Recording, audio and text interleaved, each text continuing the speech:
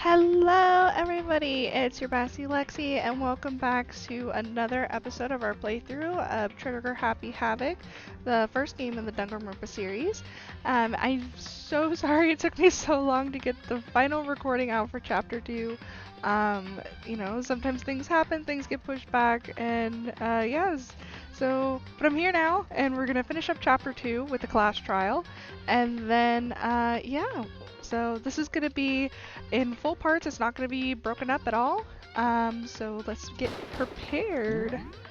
Let's see. So this was our... Yeah, so this is it, I believe. Yes. Yes, okay. I always save in front of the red door. Alright. So, is everyone ready to... What? Am I blind or are we missing someone? Yo. Yeah, Toko's not here. And Toko is... You really don't remember? Come on. Kidding! I'm just kidding. How could I forget that little nut job? She's a crucial part of the class trial this time. What are you gonna do? Okie dokie, I'll go ahead and drag her out here kicking and screaming. Just one moment, please. And just like he said, a few minutes later, he reappeared, dragging Toko behind him. I told him I didn't want to, but he forced me. I can't believe you would drag a girl around. Terrible, you're terrible. Whew, now everyone's here, right? Okay then, hustle onto the elevator and let's get this show on the road. I'll see you guys down there. Let's go. So, shall we get going? It's time to find out who killed Chihiro. Chihiro Fujisaki. She was so gentle, so calm and meek. Nobody had any problems with her. Someone made the choice to kill a girl like that. And that murderer is one of us. Someone standing right here. Well, let's get on the elevator. We have no choice, right? We have to do this. Yes. I gave a small nod in reply. With one last deep breath, I walked toward the elevator on shaky legs. With each step forward, I could feel my heart starting to race faster and faster. As soon as everyone was on, the elevator began to descend. I couldn't get a handle on my emotions. I couldn't stop speculating. The steel box sank with heavy clunking sounds deeper and deeper into the ground. And as we went deeper, the uneasiness in my heart grew bigger and bigger. The elevator was unaffected, however, and continued to descend without hesitation, until finally, it came to a sudden stop. What do you think? I redecorated! Isn't it so fresh? Isn't it so exciting? Don't waste our time with stupid questions. Let's get on with this. Very nice. Good. You're raring to go. Gotta say, I don't hate it. Not at all. Well, Okay then, let's get this show on the road. thrills, chills, kills. Everyone please find your seats. And so the curtain opened once again. A deadly judgment, a deadly deception, a deadly betrayal, a deadly riddle, a deadly defense, deadly faith, a deadly class trial. Yeah. Okay, so Miss said got some new ones. Oh, is it too many? What do you mean? Why can't I set downshift?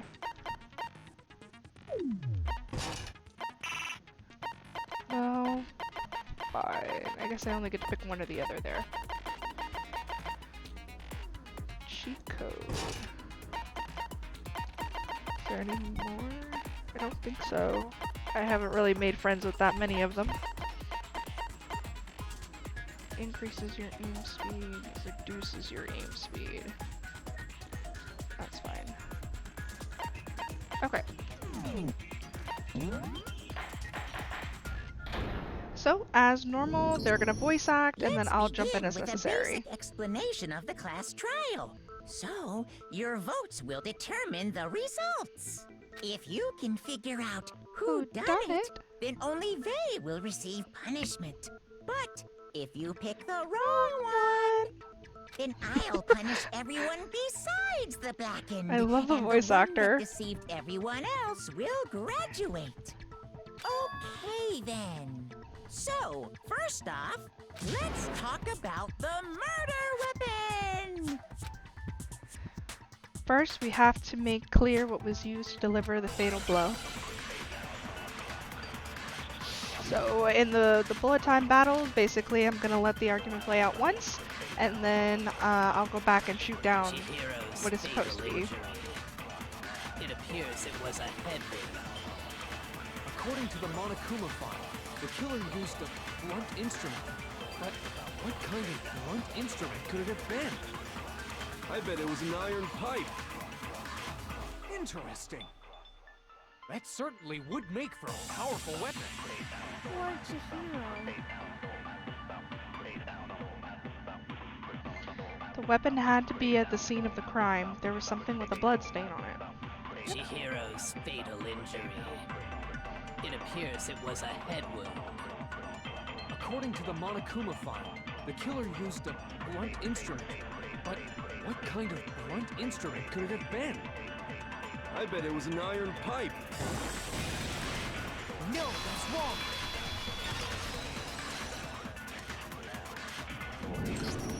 Can we agree that the object that dealt the fatal blow was the dumbbell, found at the scene of the crime? It was covered in blood, and there was nothing else at the scene that could have caused that kind of injury. And the wound on the victim's head is consistent with the shape of the dumbbell. As far as I'm concerned, there's no mistake and no room for doubt on this one. You looked at her head wound? Yay! That's so creepy! It's called investigating. If you don't mind, I will proceed from here. Let's move on to discussion of the culprit. Although, I believe the criminal behind this heinous act is already quite clear. What? For real? Chihiro's killer is the fiendish serial killer, Genocide Jack. Genocide Jack? The fiendish serial killer? Did he really kill Chihiro? Cool, a new element has been added. Yeah, let's see what they added. For this debate, lines of white noise will appear to disrupt your reactions. Your truth bullets will disappear if they hit these lines, so think of them as obstacles in your debate. But there's a way to keep this white noise from getting in your way. Press the right mouse button to attach the silencer, which can cause you to shoot down white noise. However, if you shoot an actual remark with your silencer instead of white noise, the time limit will decrease. So take careful aim when you have your silencer out. Oh, but if you have your action difficulty set to gentle, white noise won't appear at all. In which case you forget about the silencer and just focus on the situation in front of you. Well then, good luck, have fun. I think I still have it set to gentle, so I don't think we're gonna see any white noise. It's really not that much of a hindrance. The culprit is Genocide Jack. I'm sure of it. Case closed, as far as I'm concerned. But that's impossible! Why? What makes it impossible? Well, I mean, come on! There's just no proof for it. Hey, so, speaking of Genocide Jack, I don't know who that is! The thing Byakuya showed me in the archive, one look at that and anyone would be convinced. It shows that this was the work of Genocide Jack. The culprit is Genocide Jack. I'm sure of it. Case closed, as far as I'm concerned. But that's impossible! Why? What makes it impossible? Well, I mean, come on! There's just no proof. No, it's wrong. I might know one reason he could be involved. What? I found this file while I was looking around the archive in the library. I guess it's some kind of confidential file the police put together about the Genocide Jack case. What? That's kind of weird as shit, isn't it? What was something like that doing in the library? The why of it is probably more trouble than it's worth. So let's forget about that for now. More importantly, it outlines all the specifics of every Genocide Jack case in exceeding detail. According to the file, there appear to be two defining characteristics in every Genocide Jack case. The first is that a bloody message is found written at the scene of every murder. Oh, that's right. Boob lust. Oh, Jesus. Me. No. It's actually bloodlust. But more important is the other characteristic, and it's something that has never been made public. Never made public? What the hell is it? Why don't you tell them, Makoto? Of course. The other characteristic of every Genocide Jack case, which the world at large doesn't know. If I'm not mistaken, it has to do with the positioning of her body. I got it! Apparently, in every Genocide Jack case, the killer suspends the body in a certain way. Other than the killer, the only people who know about this are the higher-ups in the police department. However, Chihiro was most definitely suspended in the same way. So, how did the culprit know about this when only high-level police officials were aware of it? There's only one logical answer I can think of. It's because the culprit in this case is the real Genocide Jack. No fucking way! You're saying Genocide Jack is one of us? Yes, in fact, it's Toko. What? Genocide Jack's true identity is Toko Fukawa. You lie! What? Hey, okay, wait, hold on a sec. Toko has like bloodophobia. Bloodophobia? What kind of serial killer is afraid of blood? Is Toko Genocide Jack? The answer is yes and no. Another riddle. Man, why is this gotta be so complicated? It's a riddle for sure, but I feel like I understand it. What it means for Genocide Jack to be Toko, but also not to be Toko. The answer is that she's not just one person, but multiple people.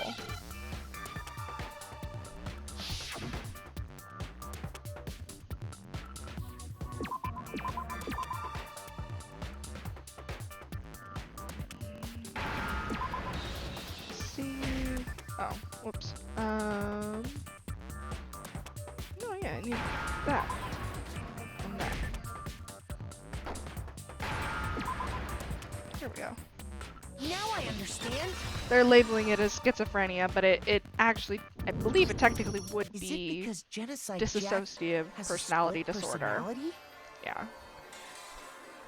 Schizophrenia is a bit different than dissociative identity disorder, where dissociative identity disorder is literally like you don't know that the other identities exist, whereas I feel like with schizophrenia, I think the general consensus is that it's you do have multiple people, but they're all aware of each other, or like you're aware of the multiple different like things that are going on inside your own head, and that's what creates your like dysfunction. So it's a little bit different, but I think I read that somewhere in the file too. They thought that the suspect might have, what did they call it? dissociative identity disorder. Oh, okay.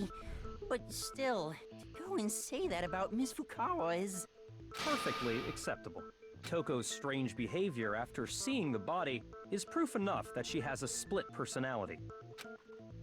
The one thing that shows Toko could have a split personality, it has to do with her behavior. Her behavior changed. You're talking about how she started acting totally different than usual, right? That's right. Think back. She fainted when she saw Chihiro's corpse, and then, when she woke up... I'm fine, I'm fine. Whoa, is that a dead body? Hey, are you dead? She must have hit her head real hard when she fainted. The world has a front and a back, and a top ending and a bottom, a sea of truth and a web of lies. That is quite concerning. I mean, she sounds completely different. She was acting funny, that's for sure. That melancholy tone of hers completely disappeared.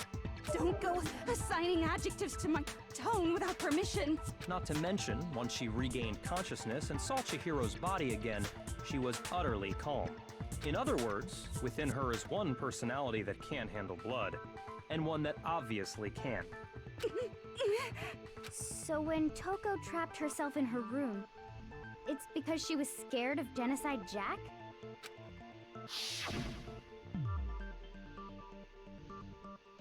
I won't let Genocide Jack have control. I'll drive out the killer, drive out the murderous fiend. The reason she locked herself in her room wasn't to keep other people from getting in. It was to keep her other personality from getting out. What? Toko was afraid. Afraid of the murderous fiend inside of her. Of killing even more people. How? Yeah. How can you know all this? I do believe you misunderstood her. What she's trying to say isn't, how can you know all this? No. What she wants to know is, how could you tell them? Huh? Last night, just before Monokuma gave his motive speech, Toko and I had a strange conversation.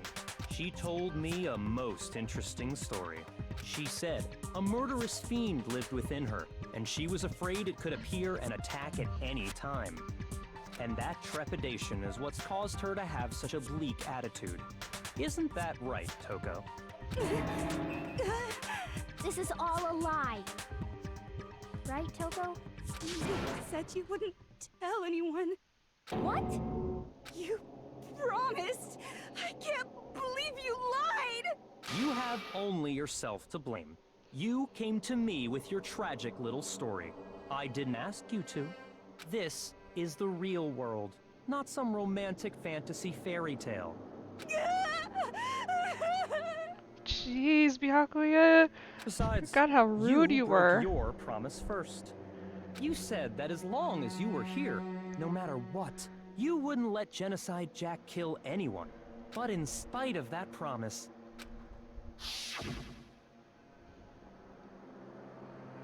I'm sorry. I couldn't keep our promise, but don't worry, never again.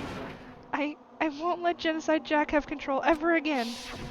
You said if I kept my promise, you would go out with me. That's the only reason I promised. how many times do I have to tell you? I never said that, but you weren't able to do it. You just couldn't resist that rush you got from killing, could you? I tried. I swear I tried to control it, But your efforts were useless. What a disappointment. I hate you. Well, the opening act is nearly finished. All that's left is to hear from the person in question directly. The person?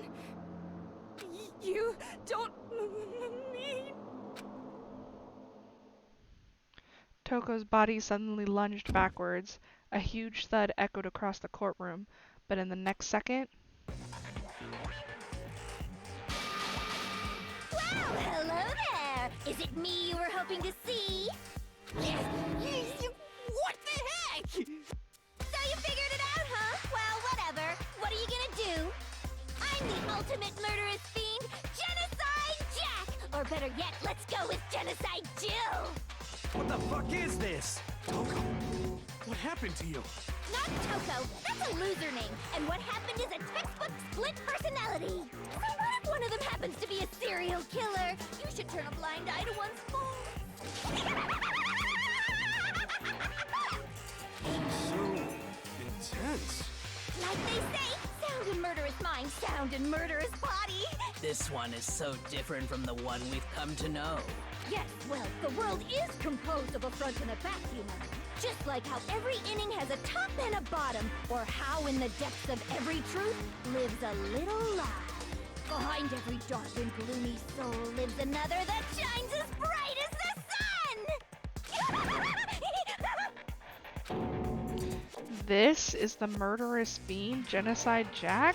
This is beyond insane! Miss Jack, Jill, can I ask you a question? What's up? Some of us think you might be the mastermind behind our entire situation. What are your thoughts on that? Well, I'll tell you. I am the mastermind of all masterminds! Just kidding! Then it's not true? Of course it's not true! How dare you try to link me to that creepazoid? And another thing, the police and government and society in the outside world are totally powerless. I mean, they just let this idiotic bloodthirsty maniac go buck wild all over town! Sure, I'm a bloodthirsty maniac, but life is pain, right? To live is to hurt other people. It's a necessary evil if you want to survive. The act of living itself causes pain for everyone.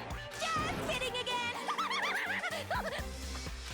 She is so This much. should be enough to convince you. This murderous fiend is responsible for Chihiro's death. There's clearly a motive, so there should be no doubt. A motive? Remember what Monokuma told us? If someone didn't murder and graduate within 24 hours, an embarrassing memory or secret would be revealed. Well, let's assume that Toko's secret was about Genocide Jack. If a secret like that came to light, Toko's life would have undoubtedly been forever ruined. So she had a very clear motive to never have that side of herself exposed. Interesting. Very, very, very interesting. But sorry, as much as I hate to admit it, I'm not the culprit! But I cannot imagine anyone other than you could murder someone in such a bizarre fashion. Maybe so, but nevertheless, it's the truth. Do you really expect any of us to believe you? Yeah. I could never believe a word you say, you monster! Maybe she's totally right about that, but there's something that's still bothering me. What she said, I need to get some more details about all of this.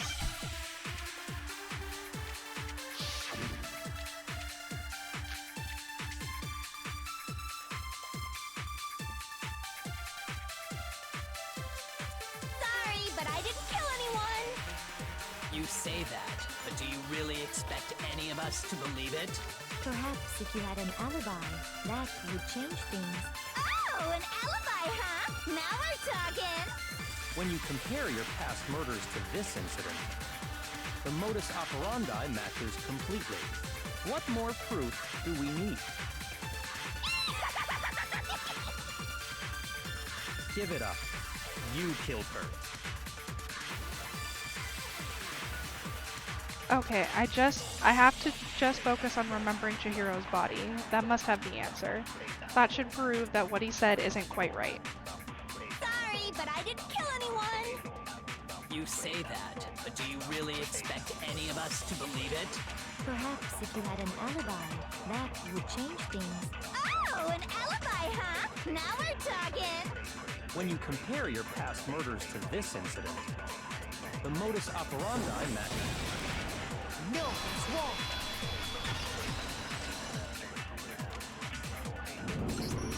Are the methods of murder really exactly the same? I'm not so sure about that. I think there's a slight difference between the Genocide Jack cases and this one. Huh? How's it any different? Uh-oh, you don't know?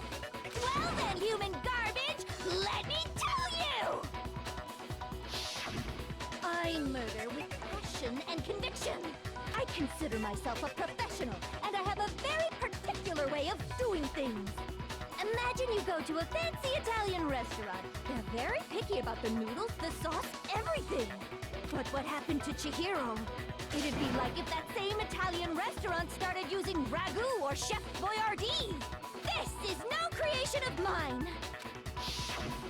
Let me rephrase that in a way that maybe makes more sense. It is probably a little less graphic. There are two clear differences between the Genocide Jack cases and this one. There's one clear difference between the murders. In the photos from the other Genocide Jack cases, look at the neck and stomach. Here you'll see a clear difference. I got it! For one, the cause of death is different. In the Genocide Jack murders, all the victims were killed the same way. According to the case file, they were all apparently killed with a pair of scissors. But Chihiro died from a blow to the head, right? Ah, yes. That is remarkably different from the other murders. Wouldn't it be strange for someone who kills the same way without fail to suddenly change their method? And there's more. One more conflicting detail. That's right. In my recipe of murder, if the bloody message is the tortellini, then the arrangement of the body would be the pesto sauce. Could you please Please Stop comparing killing people to cooking. Like, Jesus. The other difference has to do with how the body was arranged? That's right. The second difference is related to how she was suspended. In the photos of the other genocide Jack cases, all the other victims were stabbed through their hands. Here you'll see a clear difference. What was used to suspend her? Do you remember what the killer used to suspend her? They used some kind of rope to hang her up by her wrists. What is your point? Well, in all the previous Genocide Jack cases, something else was used to suspend them. Specifically, pairs of razor-sharp scissors. And guess what? I used my own specially designed scissors for the murders and the arrangement. Like I said, I'm a professional, so naturally I'm very picky about the tools I use. And you know what else? Big Mac said there's 2 differences, but he's wrong. Big Mac? Are you referring to me? Listen up, Big Mac. There's actually one more difference. Huh? My word, you really didn't notice? Take a look at who the victims were in each Genocide Jack case. There's a pattern there, just waiting to be discovered. Pattern? Figure that out, and it'll be plain as death why I couldn't have possibly killed that little lolly girl. There was a pattern surrounding the Genocide Jack victims, and Chihiro didn't fit it. If you look at the names of every victim, what you'll notice is, I think I figured it out. I know why she couldn't have killed Chihiro, because Chihiro was the girl. Is it because Chihiro was a girl? Bingo! Bullseye! Right on the money! What are you talking about? In all the Genocide Jack cases, all the victims had something in common.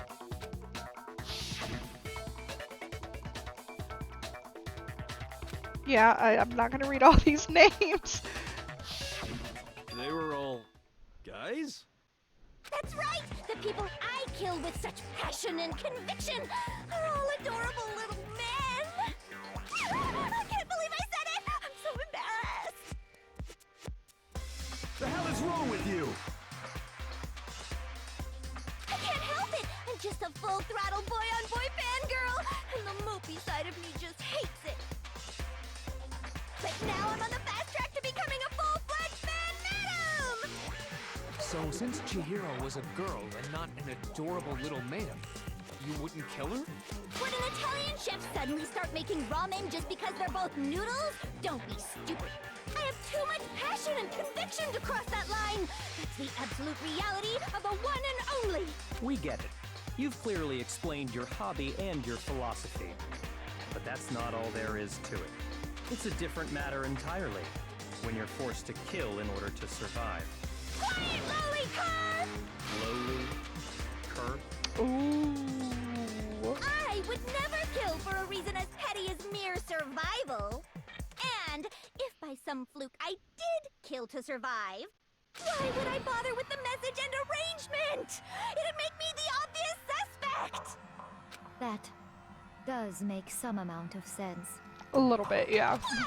Whatever reason I have for killing, I would never leave out my prized scissors. Who would go out of their way to use a big, stupid, heavy dumbbell?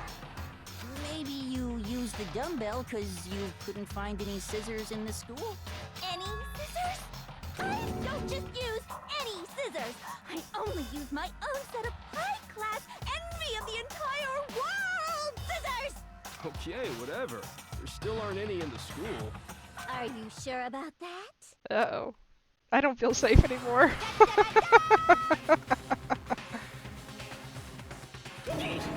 She's fully equipped! That's right! So I can kill anywhere, anytime! Why would I resort to dumbbells or rope when I have my trusty scissors by my side? Go ahead, tell me I'm wrong, you can you gutter dogs, all of you!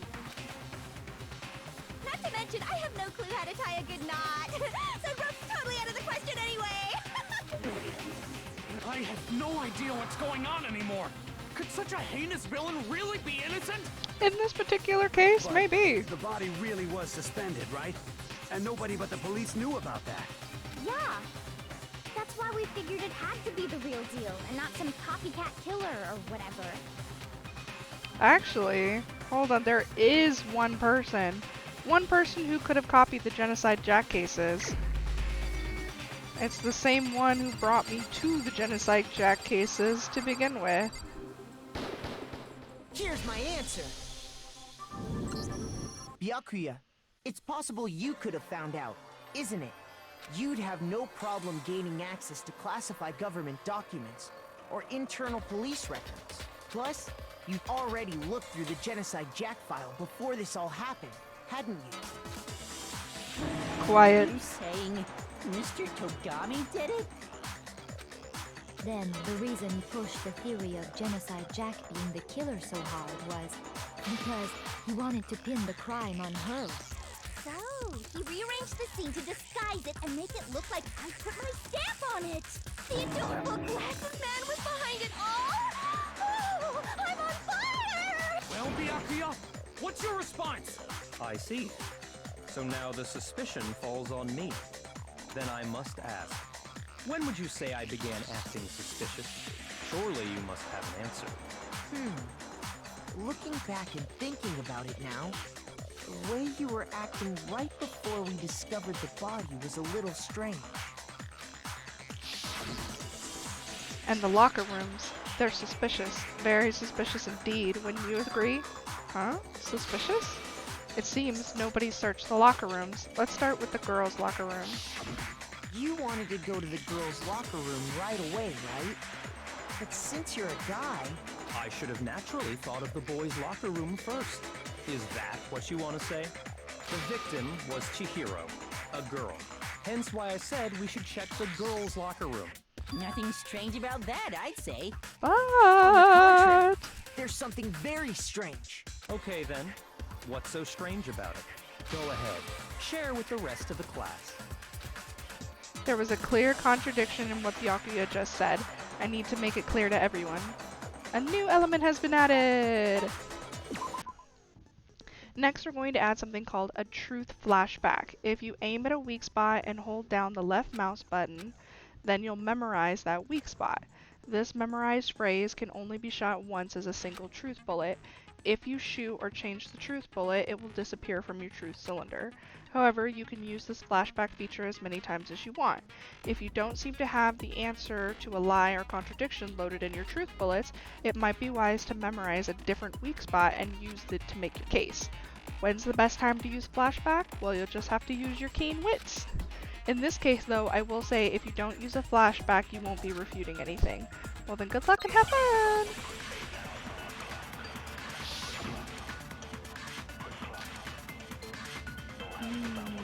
Alright, so let's listen to the arguments and see if this is our bullet or what we need to absorb. So, you said Byakuya was acting kind of weird before we found the body. But he was acting weird... how?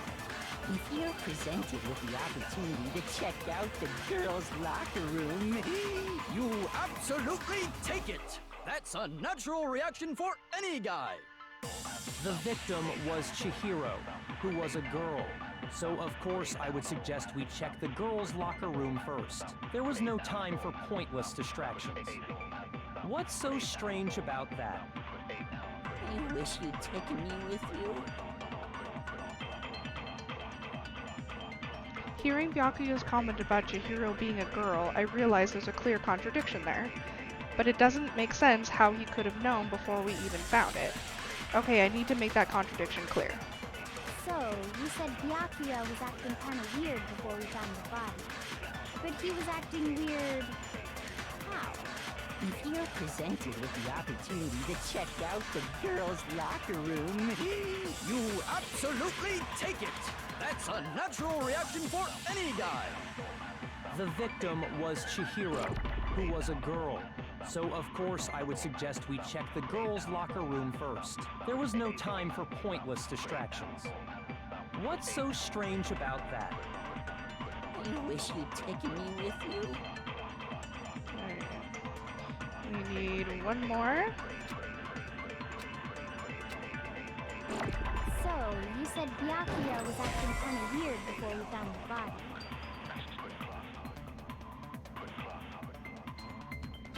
Shoot! I was pretty sure that was it.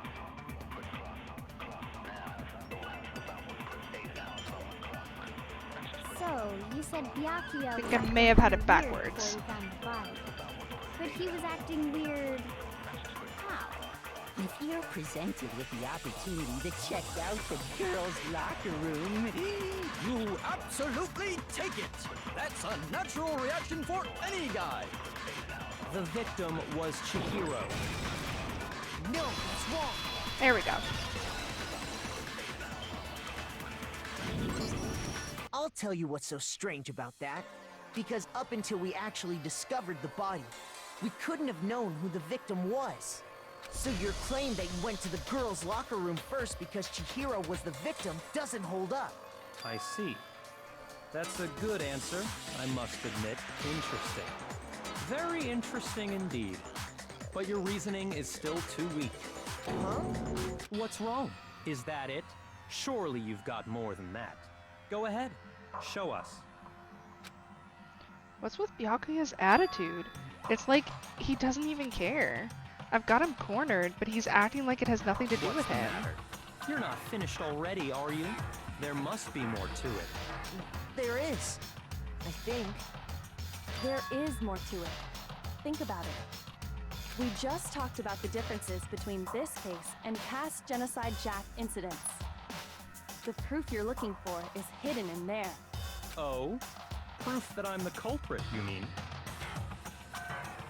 The differences between this case and the other Genocide Jack murders, the evidence that proves Byakuya is responsible, is hidden in there? What could it be? Alright, let's listen to the arguments. What? The difference between the cases? You want me to explain it again? When I want to kill, I use my very own special scissors. And I use those same scissors to arrange the body. But Chihiro was suspended with... It was some kind of rope. Was it not? That's right! It absolutely was! Then there must be something very fishy indeed about that rope. Hey, Byakuya, where'd you get it from, huh? I'd never seen that rope before in my life. Obviously, somebody else must have had it hidden away somewhere. The proof that Byakuya did it is hidden within the rope.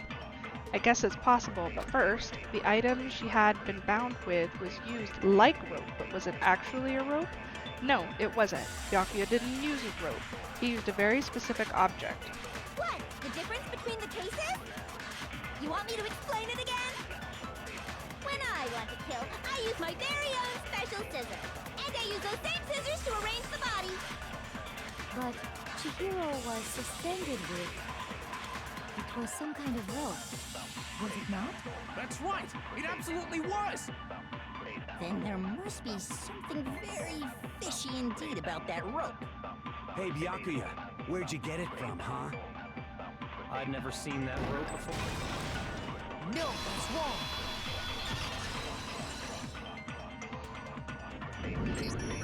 Actually, I'm pretty sure you have seen it before. Because, you see, that rope, or should I say, that extension cord? What? An extension cord? Byakuya, you've used the extension cord in the library more than once, haven't you? And the same extension cord that was in the library all this time went missing after the murder. And there's no way someone who uses that extension cord as much as you do wouldn't discover that fact. And Byakuya must be the one who took the extension cord. I can't imagine any other possibility. That's really what you think? Then your conclusion is something like this? I killed Chihiro in the girls' locker room, then hung her up and wrote that bloody message. I intentionally made it look like Genocide Jack was behind it. Is that about right? He's doing it again. He's totally calm, totally unconcerned, as if he's not even involved. Wait, not even involved. What's wrong? I asked you if you think that's what happened. Hell yes, that's what happened. So that's it, right? Byakuya's the killer. I don't disagree with not disagreeing. He kept calling this a game, right? So he'd be totally willing to do something like this to win. Sorry, but could we hold on just a second? I think we need to talk about this a little more. Huh? Do we really need to? We've already decided who did it. I know, but still, there's something that's still bothering me. Is that right? And what, pray tell, is still bothering you? I killed her in the girls' locker room, then disguised my crime.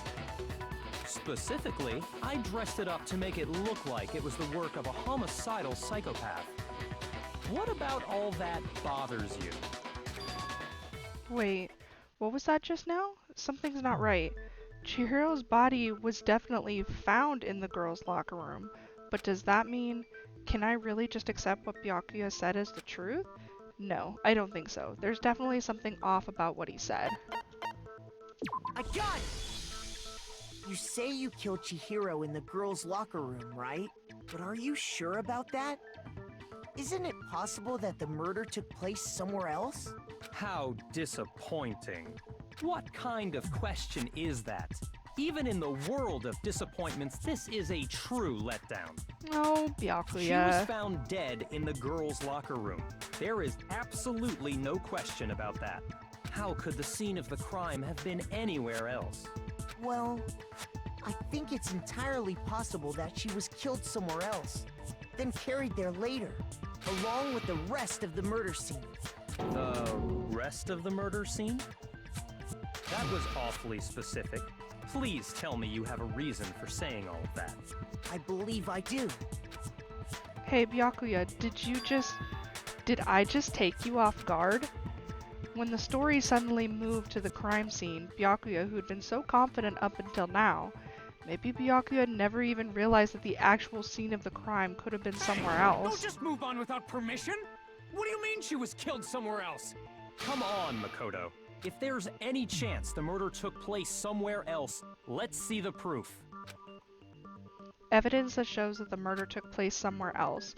There was something that was switched between the boys' and girls' locker rooms. Believe we're talking about the posters at this point. I got it! The proof that she was killed somewhere else is the poster that's hanging in each locker room. Your proof is some posters? The poster in the girls' locker room was a picture of a big-boobed supermodel. But don't you think that's kind of strange? Why would the girls' locker room have a poster like that? I bet those massive gems of hers were totally fake! Meanwhile, the boys' locker room had a poster of the super popular boy band Tornado. Again, that doesn't really seem to belong in a boys' locker room. So you're saying that maybe the posters were switched? And there's one other thing I noticed about the locker rooms. You know what I'm talking about, right, Sakura? You're referring to my protein coffee, aren't you? Protein coffee? While I was in the girls' locker room earlier, I spilled some protein coffee on the carpet. But I noticed that after the murder, the stain had been totally scrubbed away. No, it's not that the stain was scrubbed away. It was moved. So I think we need the boys' locker room carpet. I got it! The stain on the girls' locker room carpet wasn't scrubbed away. In fact, I found it on the boys' locker room carpet. That's definitely the stain from my protein coffee. Then, does that mean that the carpets were switched too? But why would anyone do that? To move the murder scene from one locker room to the other. It's certainly plausible. What? In other words, in order to completely swap the scene of the crime, the bloodstained poster and carpet were moved along with the dead body. By doing this, the killer was able to change the entire room where the murder took place. I can certainly follow your reasoning, but why would the culprit bother doing that? Huh? Why would they go through all that trouble of switching the scene of the crime? Actually, an even bigger question. If the murder did take place in the boys' locker room, then how did Chihiro get in the boys' locker room in the first place? To get into the locker rooms, you have to swipe your e-handbook across the card reader device. But Chihiro's handbook should have only allowed her access to the girls' locker room. She had no way to get into the boys' locker room to begin with. No, she did have a way, and I can tell you what it was. I highly doubt that. Shut up! I'm telling you, I know how she could have done it. Is he right? Could Chihiro really have gotten into the boys' locker room somehow?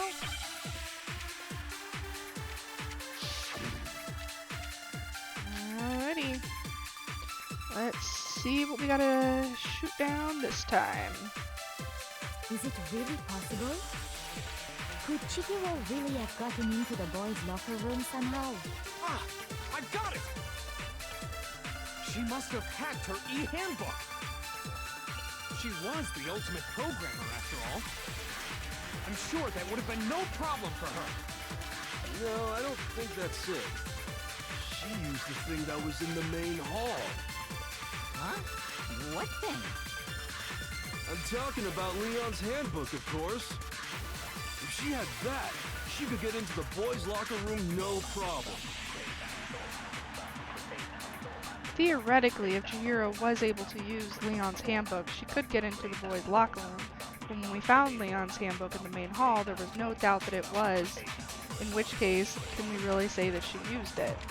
Is it really possible? Could Chihiro really have gotten into the boys' locker room somehow? Ah! I got it! She must have hacked her e-handbook. She was the ultimate programmer, after all. I'm sure that would have been no problem for her. No, I don't think that's it. She used the thing that was in the main hall. Huh? What thing? I'm talking about Leon's handbook. No, that's wrong.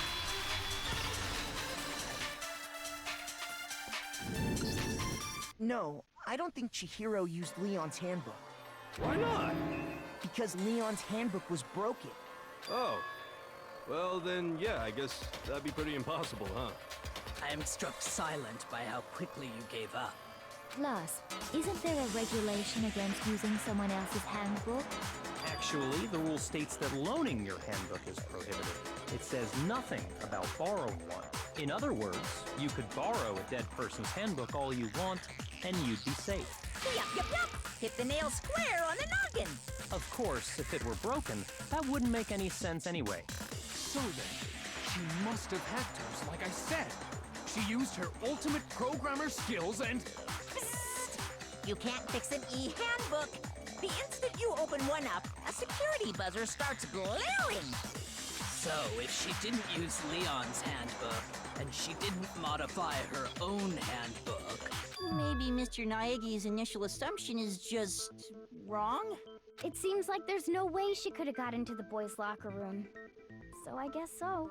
Okay then, I vote for Byakuya. Is that it then? Chihiro was killed in the girls' locker room, and Byakuya is the one who did it? Really? But still, I don't know what else I could do. Hold on a second. I agree with you, though. I think you're on the right track. What the? You finally decide to open your mouth and that's what you've got to say? There's no way she could get in the boys' locker room, right? So... Why are you so sure she couldn't get in? There's still one other way she could have gained access. What? What are you talking about? What other way is there? Well, to explain that, why don't we take a little break from the trial? I'd like you all to come see something. Wait. Just what do you think you're doing? Don't worry. This'll make the whole trial more exciting. I'm sure that thought must please you. Huh? It'll make things more exciting? Well, all right then. I declare an official class trial recess. For real? Now then, what is it you want to show us? It better not be boring or I'll be very unhappy. Oh, I have no doubt it'll meet your lofty expectations. So, shall we go? So before I even knew it was happening, the class trial had been put on hold. We headed off with Kyoko in the lead, and where she took us was...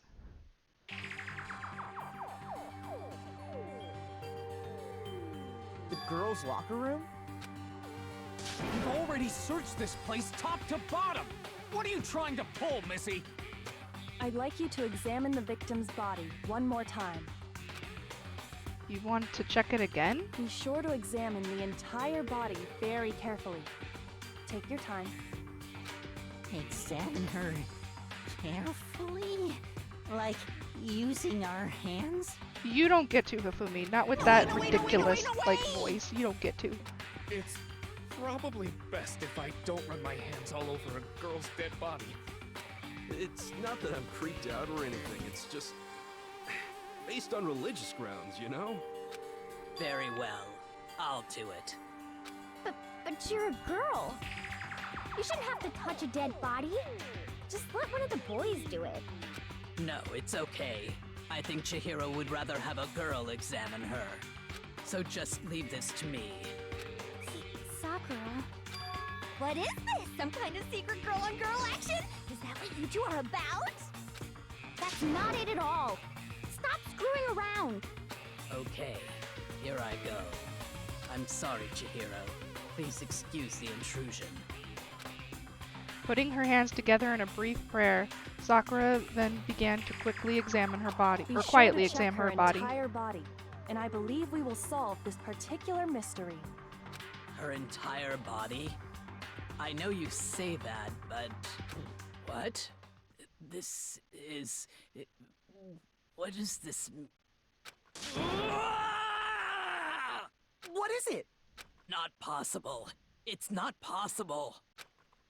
Sakura's eyes were staring wildly at Chihiro's lifeless form. Her massive frame trembled. This girl is what? a boy! Ah, I see. So she was actually a he. Interesting. Thank you for confirming this fact. What? You're joking, right? I wouldn't joke about this. Then it's really true? Chihiro was a guy? Oh, what? You guys didn't know? Heck, I knew that right off the bat. Chihiro Fujisaki was totally a guy. He was a cross-dresser? Oh, I'm really on fire! I wish I had killed him! So that's what Kyoko wanted to show everyone, huh? Interesting. Yes, that certainly does make things much more exciting. Now let's ride this wave of excitement back to the courtroom and get back to the trial. Ahem. I do apologize for keeping you waiting. Now then, let's resume the class trial. We've all just learned of the shocking revelation that Chihiro was actually a boy. Let's pick up from there. Yes, well, I don't know his reason for hiding it, but the fact is, Chihiro was not a girl, but a boy. To think that Chihiro was actually a guy, the thought had never even crossed my Because mind. the victim was male, he would have had no problem gaining access to the boys' locker room. Assuming his handbook did, in fact, list his gender as male, then yes, that would be true. Of course his handbook said he was a boy. He dressed like a girl, but he was a boy through and through. So then, there should be no issue with Makoto's initial assertion. The victim was killed in the boys' locker room, and was then later moved to the girls' locker room. And the killer could have easily used Sayaka or Junko's handbook to get into the girls' locker room. So Chihiro really was killed in the boys' locker room? I still don't understand the motive for moving the body, but yes, that does seem plausible. Well, I must admit, I did find it rather odd. I knew he felt a little off. There was a certain incongruity to his female body. This is the most titillating situation! So now everything has been connected. All the mysteries have finally become clear. Okay, well, connected or clear or whatever. We still think you're the killer, remember? Very interesting. This has become very interesting indeed. Ah, he's off in his own little world. What about you, Makoto? After everything we've learned, do you still think Byakuya's the killer? Well, without a doubt, Byakuya is the one that made Chihiro's death look like Genocide Jack did it. but I think he might not actually be the killer after all. What? But aren't you the one who accused him in the first place? He just seems to be too easygoing about all this. Like he's enjoying us solving the mystery. The way he's acting, it makes it seem like it doesn't have anything to do with him. And you think that might be because it doesn't have anything to do with him? Plus, the evidence he left behind was a little too... how can I put it? Overt. He consciously chose to use the extension cord, knowing it could connect him to the murder. At least, that's how I see it. And Byakuya, when you found out the murder took place in the boys' locker room, it seemed to rattle you. And then again, when you found out Chihiro was actually a guy, if you really were the killer, that stuff wouldn't have had any effect on you. So that's your thinking, huh? Well, it bothers me that you don't have more concrete reasons, but it's fine. I guess I'll mark it as correct for the time being. Mark it as correct? He's right. I am not the culprit. I just happened to come across the corpse in the girls' locker room and decided to alter it. Are you fucking with us right now? No, I am not effing with you right now. I'm telling you the truth.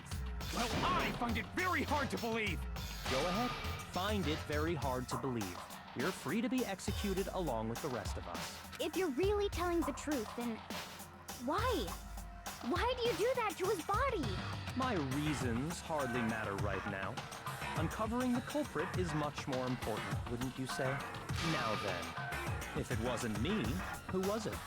Well, I don't think I can say for sure without talking about it a little more.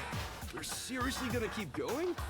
We're all good, aren't we? I thought it was clear Byakuya did it. No, I'm with Makoto. If there's any doubt whatsoever, we need to explore every possibility. Because if we're wrong, we all die here. That's true. Very well then. I'm with you too. Damn straight. Count me in. Do you not have a mind of your own? Of course I do. What am I, an ant or something? Anyway, let's discuss this all as a group one more time. We still have time to make our decision. That's very true. Our lives are all on the line. Excellent. Then shall we resume our game of hide and seek? But if Byakuya didn't do it, then who's the real killer? Who murdered Chihiro? There's one thing we can be sure that we know about the killer. The killer was able to gain access to the real murder, which means the killer is a guy.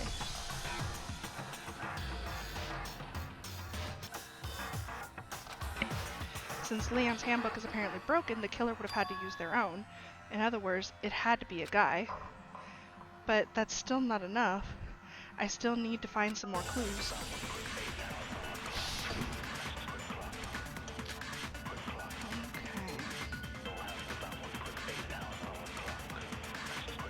So Celeste's Isn't there account. a single clue that might lead us to who did it? Well, clues are one thing, but did nobody get a look at the killer? I'm sure if someone saw the killer, they would have said something by now. Perhaps someone saw the victim at some point. Even that might be enough for now. Yeah. All we need right now is any kind of new info. It's over. It's all over. You want... The killer! And only the killer! And it's not like they're just gonna turn themselves in.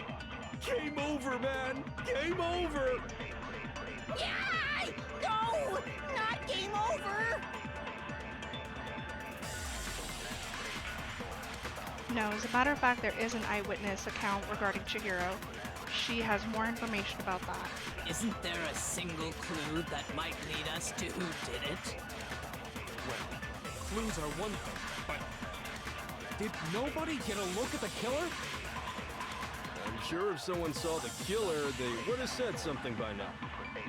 Perhaps someone saw the victim at some point. Even that might be enough for now. Yeah. All we need right now is any kind of new info. It's over. It's all over. You want to know who saw the victim? the killer. And No, it's wrong.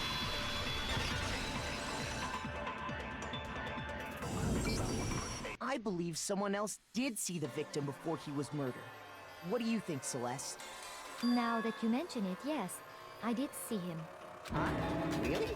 Oh, but I suppose only Makoto knows about this.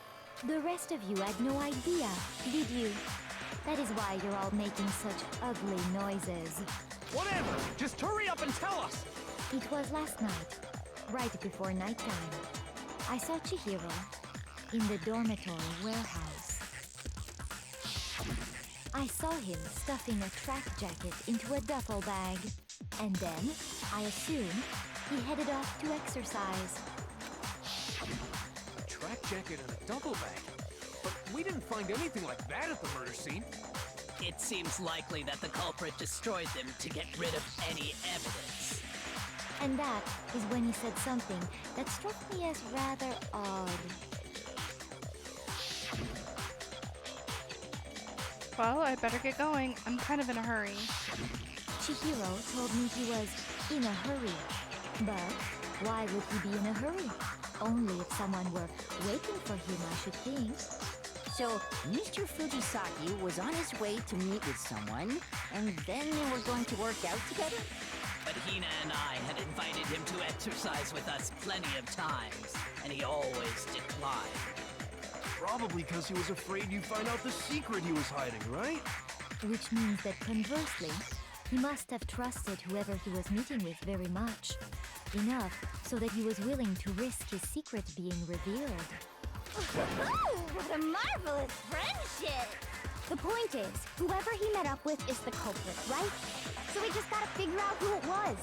But knowing what we know, I can't even guess. No. You already have what you need to make the connection. Huh? You know who the killer is. Seriously? Who is it? Who's the killer? Think back to the track jacket and duffel bag the killer disposed of. Focus on the details of these items, and it should become obvious who was waiting for him. Are you sure about that? You really think we can figure out who did it based on 2 pieces of evidence that we don't have? What?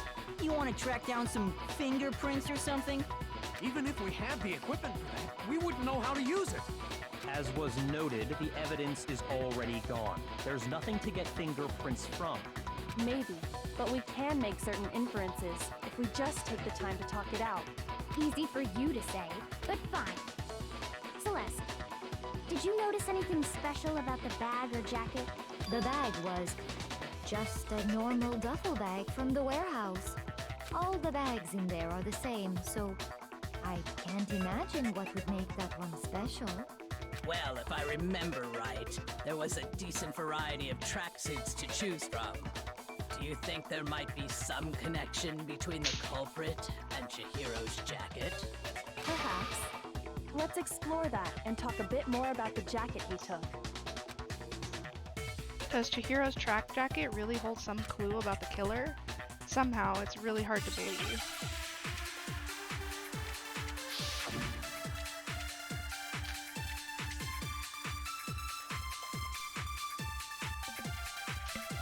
First of all, we know where Chihiro was headed.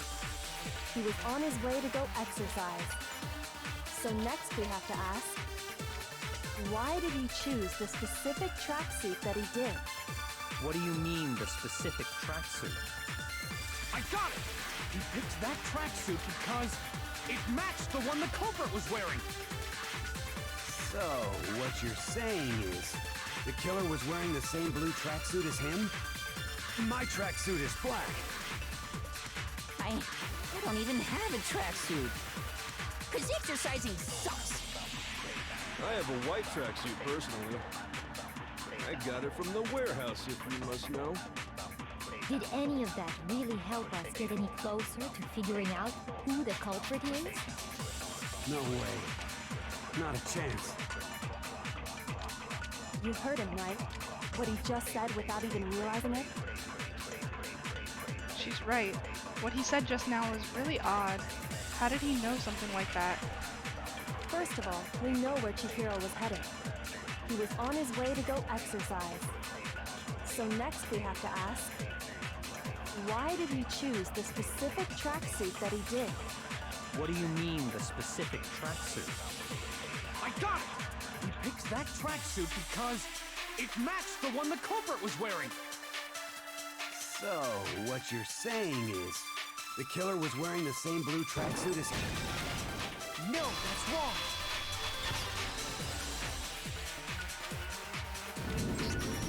Hold on a second, Mondo. What did you just say? Huh? What'd I say? When Celeste testified a few minutes ago, she said... I saw him stuffing a tracksuit into a duffel bag, and then I assumed he headed off to exercise. She never said anything about the jacket's color. So why did you say Chihiro's blue tracksuit? What are you... You just... Hey, Celeste, what color was Chihiro's tracksuit? As a matter of fact, it was blue? And before we began the trial, did you tell anyone that? The only one I told about any of this was you. Then, Mondo, how did you know what color Chihiro's tracksuit was? Because I just...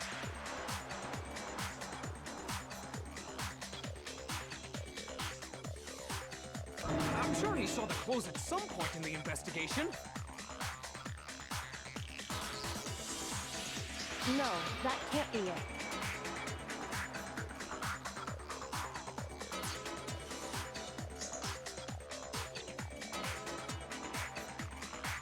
The bag and clothes were surely disposed of by the time we began our investigation.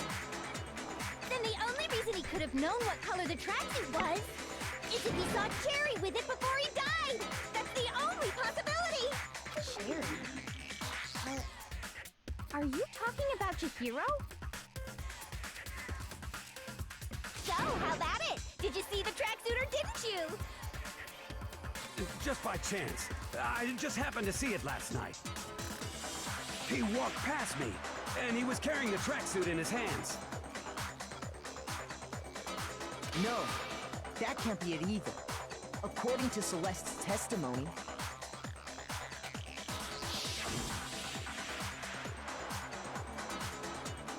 She stuffed the jacket into her bag in a hurry. It was almost like she was trying to hide it, and just like that, she was gone.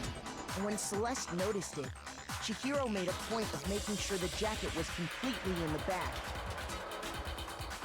If you just ran into him briefly, you couldn't possibly have seen what color the tracksuit was.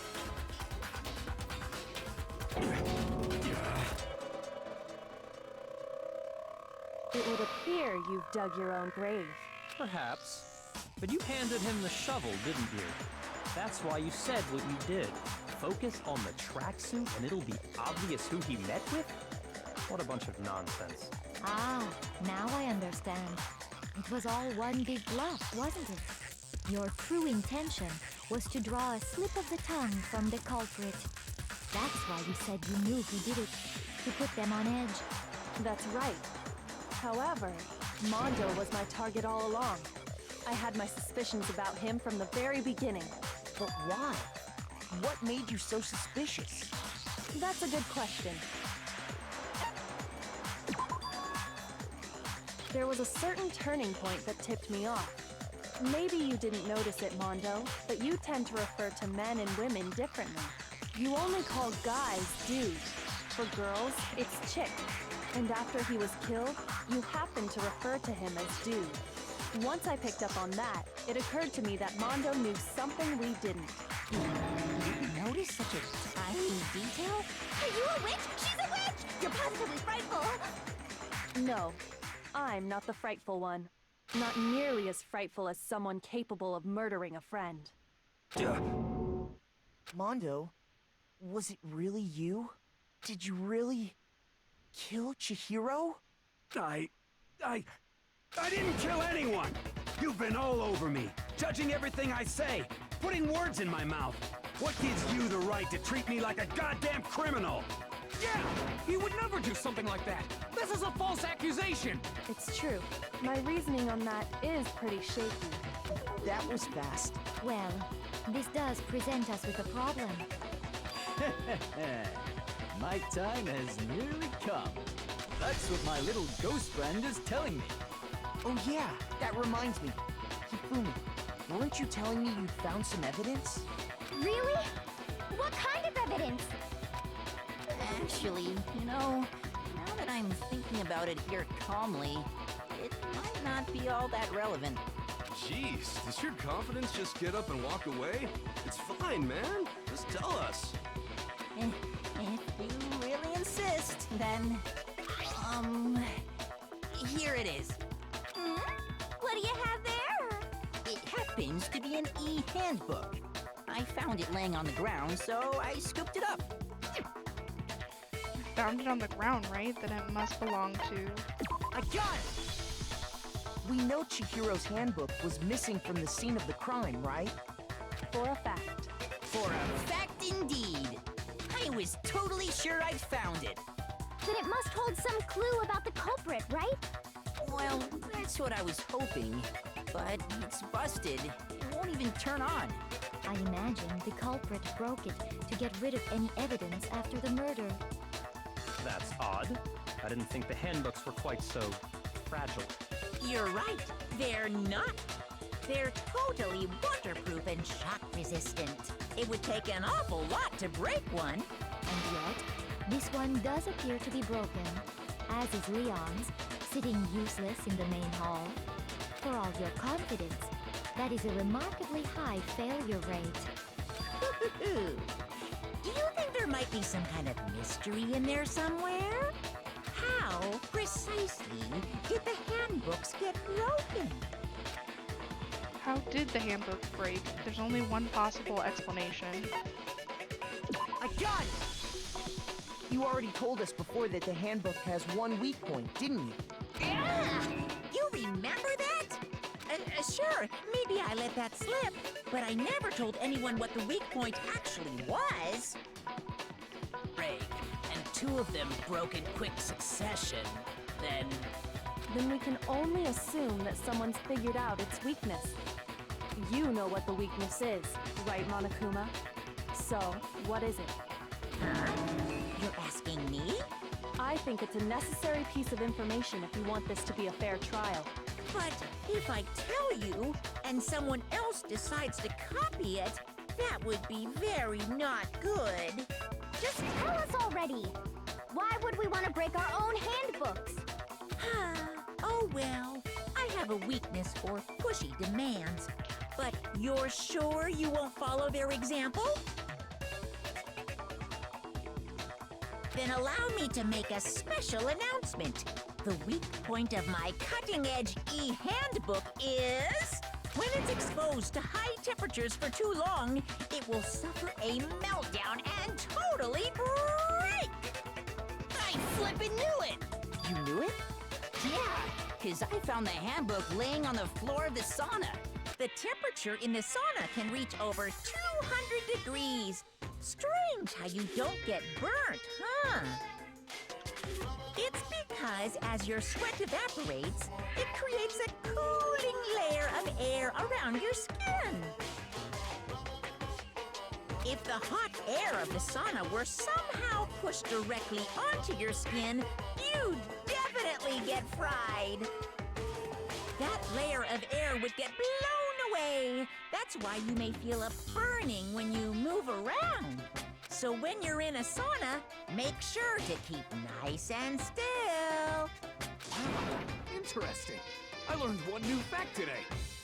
That is a mere trifling speck of knowledge. Anyway, if you found the victim's handbook in the sauna, then the killer must have been purposely trying to raise its temperature in order to break it. meaning the culprit somehow knew its weakness. But how'd they find out? Monokuma said he didn't tell anyone, right? Indeed. Quite the mystery. What if they found out by accident? What do you mean by accident? What if the killer took their own handbook into the sauna, not knowing its weakness, and it broke? They'd realize it was broken, of course, and it wouldn't be hard to figure out why. And once they had Chihiro's handbook, they knew they had an easy way to dispose of it. I won't say it's not possible, but who would have done something like that? I don't know of anyone who took their handbook into the sauna. I might know someone who did. Whoa! Seriously? I think the one who may have taken their handbook into the sauna was... Who might have brought their handbook into the sauna? It had to be the one who wore all their clothes into the sauna. It was...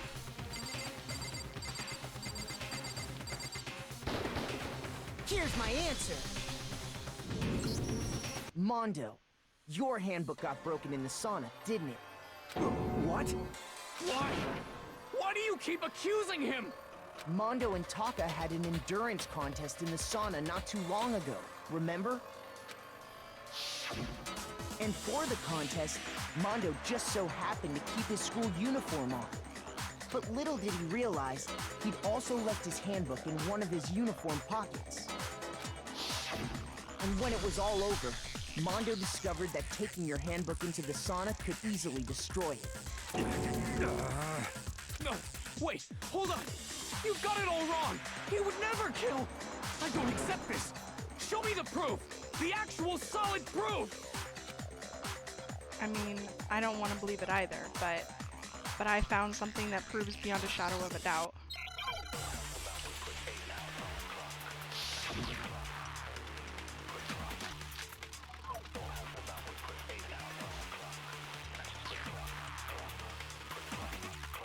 Let's test Makoto's assertion. If what he says is correct, then Mondo, you broke your own handbook. In other words, if Mondo's handbook is actually broken, then that proves that what Makoto said is right. Well, my goddamn handbook works just fine! See? Look! Makoto was wrong after all! Mondo wouldn't hurt a fly!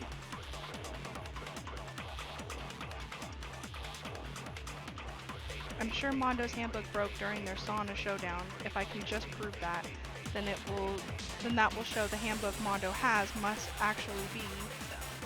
Let's test Makoto's assertion. If what he says is correct, then Mondo, you broke your own handbook. In other words, if Mondo's handbook is actually broken, then that proves that what Makoto said is right. Well, my goddamn handbook works just fine! No, that's wrong!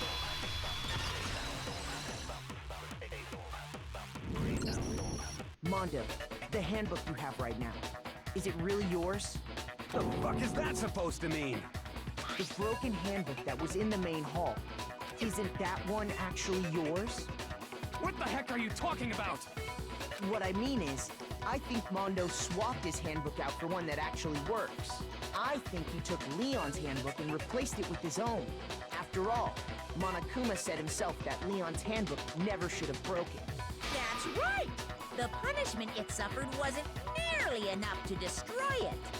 So then, the broken handbook in the main hall is actually Mondo's, which would mean that the handbook Mondo has right now is actually Leon's, yes?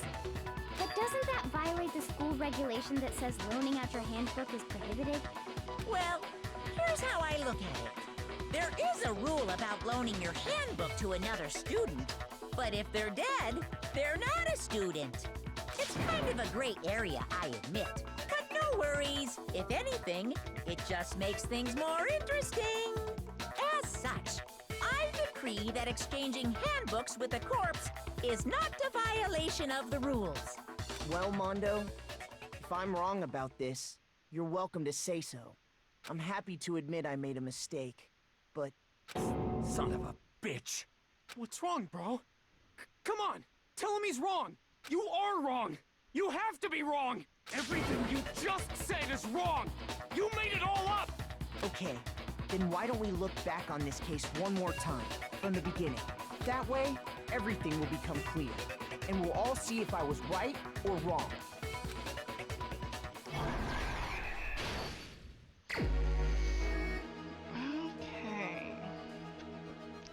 Celeste saw Chihiro in the warehouse with a duffel bag.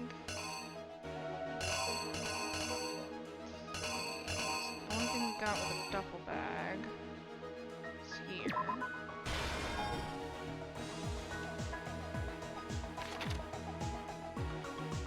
Let's see, there's something everyone has to have in order to get to the locker room. Which locker room did Chihiro go in?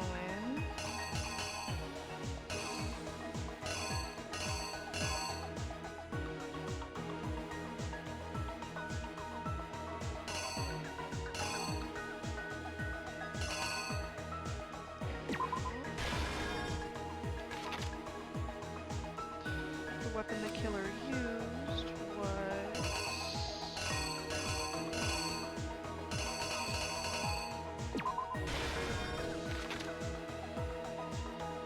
As the murder took place, some blood splattered onto something.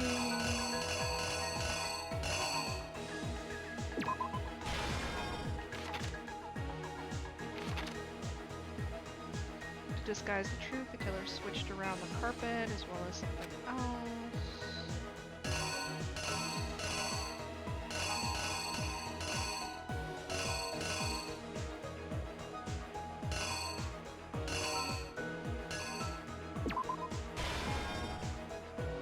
Which locker room did the killer move to? The killer took something from the other locker room and switched it.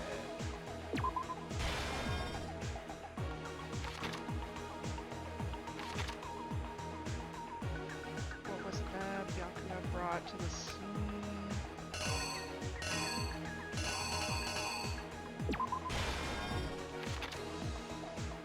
When Byakuya arrived at the scene, what did he use to disguise what happened?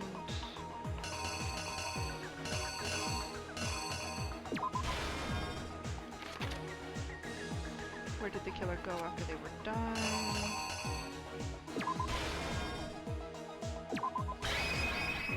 Here's exactly what happened. First, let's take a look back to before the incident. Last night, Celeste saw Chihiro in the warehouse, correct? At the time, she was apparently stuffing something into a duffel bag.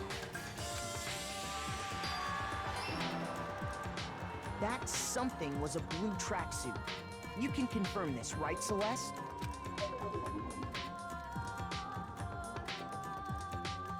With bag in hand, Chihiro headed out, even though it was officially nighttime. She made her way to the locker room, specifically the boys' locker room. But how could the victim, who was apparently a girl, access the boys' locker room? Simple, because she was really a he, which is why he was able to use his own e-handbook to gain entrance to the boys' locker room. Once inside, he met with someone there. And the person he met was the one who killed him.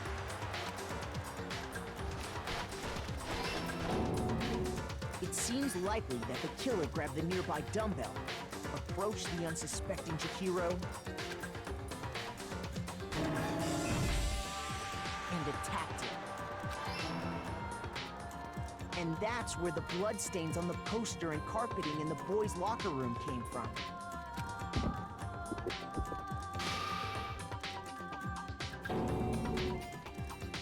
It was likely in the heat of the moment. The body was arranged, but the murder itself felt unplanned.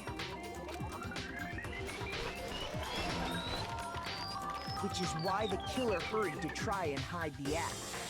First, pulling up the bloodstained carpet. Then, removing the bloody poster.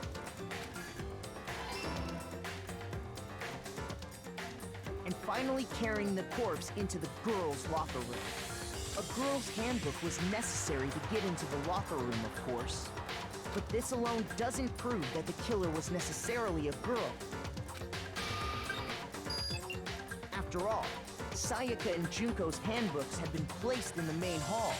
Using one of those, a boy could get into the girls' locker room without much problem. And that's exactly how the killer did it. With the carpet and the poster they brought with them, they got to work.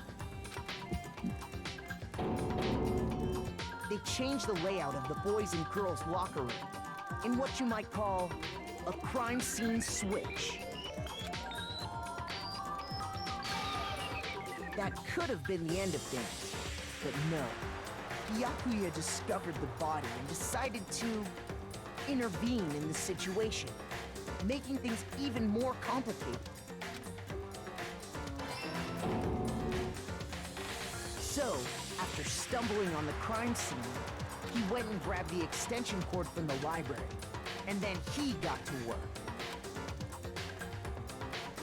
He used the cord to string up Chihiro's lifeless body.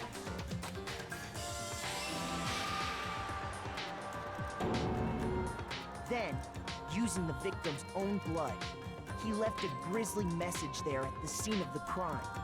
He wanted to create the illusion that Genocide Jack was responsible for the slaughter. And around the same time that Byakuya was putting together this facade, the killer, having already disposed of Chihiro's bag and other belongings, arrived at the sauna. There, they planned to destroy the last piece of evidence, Chihiro's handbook.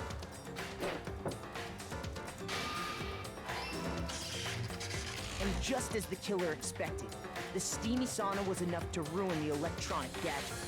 Somehow, the killer knew that the handbook couldn't stand up to the heat of the sauna.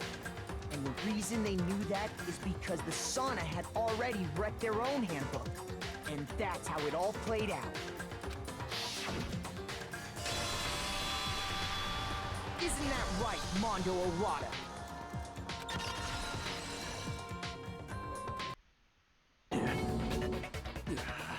Wait!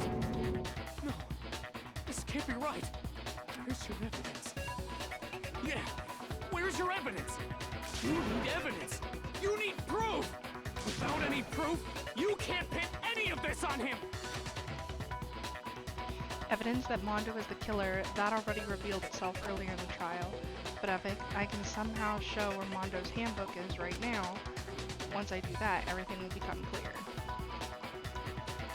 Alright, new element. Let's talk a bit about fever time and nega time. So during a bullet time battle, if you press the space key, fever time will activate and the tempo will be forced to its max. At this point, even if you push the buttons at random, you won't miss. So you can push the right mouse button, left mouse button, right mouse, however you want to destroy your opponent's verbal assault. But this only lasts until your focus gauge runs out, so make the best possible use of your time. Of course, it wouldn't be fair if only you got access to a special time. So we prepared something called the nega time that your opponent can use. If the opponent activates nega time during the bullet time battle, your tempo marker will disappear, making it a bit tougher to hit the buttons in rhythm. If you were to activate fever time at this point, no, never mind, I'm sure nothing would happen. I don't even know what I was worried about. Unsurprisingly, if your action difficulty is set to gentle, the opponent won't use nega time. Okay.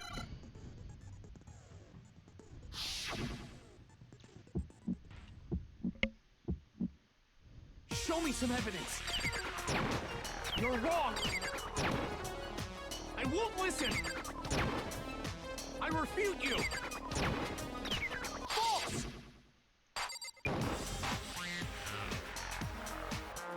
Show me some evidence! I won't listen! False!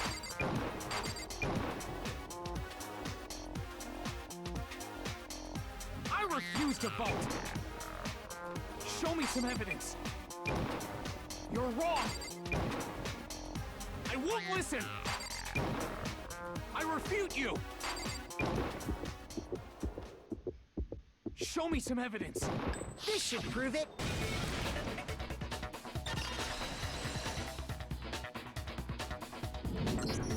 If my thinking so far is right, Mondo must have replaced his broken handbook with Leon's. In which case, we can just check each of our handbooks right now. Once we do that, we'll... We don't gotta do that. Huh? Yeah. Yeah. I did it. I killed him. Ooh.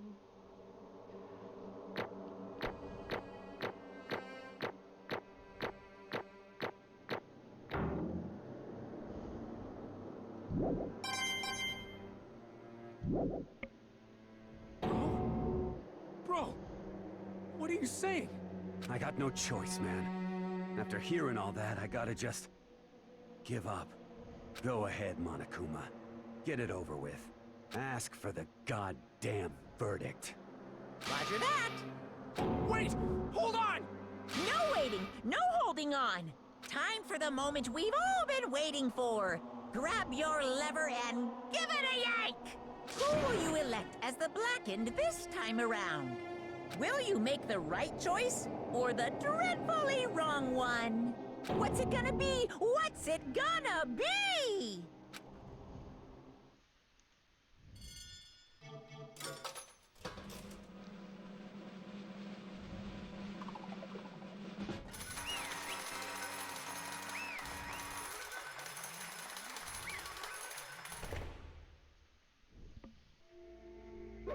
What? Uh-oh, this time it looks like you got it right again. Yes, it is so. The Blackened that killed Chihiro Fujisaki was Mondo Owada. In case you're wondering, the vote was not unanimous. Kiyotaka chose the wrong answer. You're treading very close to the danger zone, Mr. Ishimaru. You need to be more careful.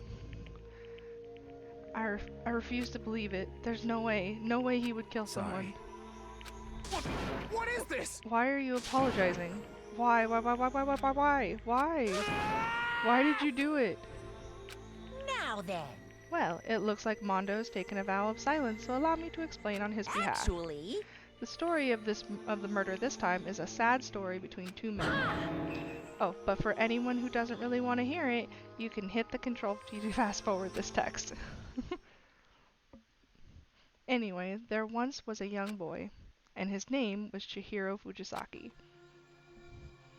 He had an extreme inferiority complex regarding his own lack of strength. You're so weak even though you're a boy. He heard things like that as long as he could remember, and he couldn't overcome his weakness. On the contrary, he tried to hide and bury himself further and further into that weakness, to take on the fragile form of a petite young girl. He had chosen that as his way out. Now nobody will be able to say anything about even though you're a boy. But no matter how tightly he wrapped himself up in that shell, the inferiority complex had already taken root deep inside of him, and was not so easily weeded out. As it turned out, the shell was completely empty. The complex didn't disappear. Instead, it only grew stronger and stronger. Weak.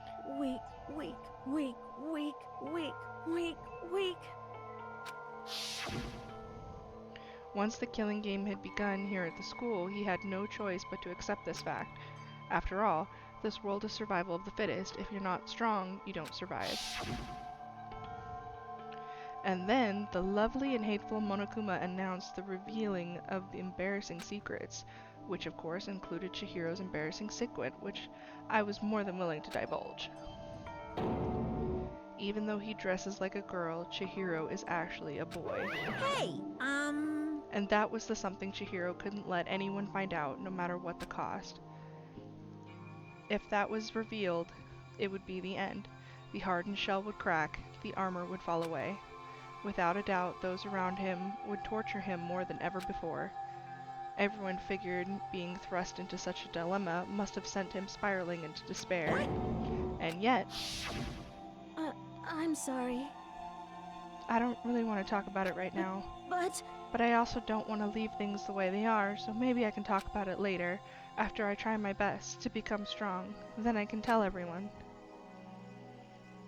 Annoyingly, he used the threat of discovery to motivate himself to become stronger. That's right. Now's my chance. I want to change. I'm going to get stronger and accept who I am. Strong enough so that when someone says, even though you're a boy, I'll be okay. I'll get better. With that thought at the front of his mind, he resolved to take immediate action. And so, that day, he made the commitment to begin exercising. He was prepared to retrain his mind and body. But sadly, that would be the first and only chance he would get at it. Hey, When he he decided to start exercising, he thought it would be good to ask for someone's help. But he wanted to tell that person his secret first, and then ask them to help him from there. And the person he went to... Yeah, that's right. It was me. Yep, it sure was. The biker gang fella had been painfully clear about how important his manly promises were, so Chihiro probably figured that even if he confided in Mondo, his honor would make him keep the secret. Uh-huh. Plus, Mr. Machamondo was the very symbol of a strong man that Chihiro had always aspired to. Maybe talking to Mondo about it will help give me some courage. So he went and asked Mondo to help him to become strong. That was his aspiration, and he thought that only with Mondo's support would he ever be able to come close to that. Correct. So then that must be why Mondo did what he did, to keep the promise he made to Chihiro. Did what he did? You mean that's why Mondo carried Chihiro from the boys' locker room into the girls' locker room? Yes, that's exactly what I mean. Wasn't that to cover up what he did? Certainly. That could have been part of it, but I don't think it was the main reason. The real purpose was to keep the promise between men he made to Chihiro. But how does moving the body keep his secret? Because if everyone knew he had been killed in the boys' locker room, then everyone would have been arguing about how she got into the boys' locker room, right? Once that started up, at least a few of us would have immediately begun to suspect his identity, so he tried to protect Chihiro's secret by putting him in the girls' locker room and stealing his handbook. Then, Mondo did all that to keep the promise he had made to Chihiro, who he'd also killed. Why would he do that? The more I hear you talk, the more I don't understand. I mean, you guys trusted each other, right? So why? Why did you... Because, no matter what, I didn't want anyone to know. I knew it. So that's what triggered it after all. The possibility of having your embarrassing memories and secrets exposed. What is this? That's impossible. Nothing could have been that bad. Something he didn't want anyone to know, even if it meant killing someone? It's impossible. Don't make me repeat myself. How many times must I repeat myself? To judge others by your own standard is the height of folly. Even if you can't comprehend it, he obviously can. That's all there is to it. Well, while we're on the subject, why don't I tell you? That embarrassing memory, that secret he didn't want anyone to know? You know what Mondo did. He killed his own brother. Mondo, the ultimate biker gang leader, makes all the hoodlums and riffraffs across the country tremble. But the only reason he had the chance to join a gang in the first place was because of a certain someone. Mondo's older brother was named Daya Awada. Mondo had nothing but respect for him. It was because of Daya that Mondo ever got on a motorcycle. Mondo's brother was his only family growing up. He was the only one Mondo could trust or respect. He wanted to measure up to his big brother, so he imitated him in everything he did. Mondo was the epitome of a starry-eyed kid brother. Meanwhile, the charismatic older brother had put together a local motorcycle gang, and before anyone knew it, it had grown into the biggest biker gang in the country. Daya, the older brother, number one in the gang, and his number two, his younger brother Mondo. In the beginning, everything was peaches and gravy. But when Mondo started to think about how he would have to take over the gang from his brother someday, his brother's greatness, his reputation began to gnaw on Mondo's very soul. The kid's gonna take over for Daya, huh? Daya created this gang with his bare hands. Mondo's just along for the ride. Can someone like that really be our leader? All that'll do is make the gang look bad. Every day, Mondo heard the gossip and whispers of the other members of the gang, which is why... I gotta get stronger. Stronger than Daya. Once. Just one time. No matter what, I gotta win. Don't fuck with me. I don't care what it takes. I gotta come out on top. And on the night of his amazing brother's retirement ceremony, Mondo challenged him to a street race. But during the race, tragedy struck. The kid brother pushed ahead with reckless abandon, eager for victory, and dashed into oncoming traffic. But suddenly...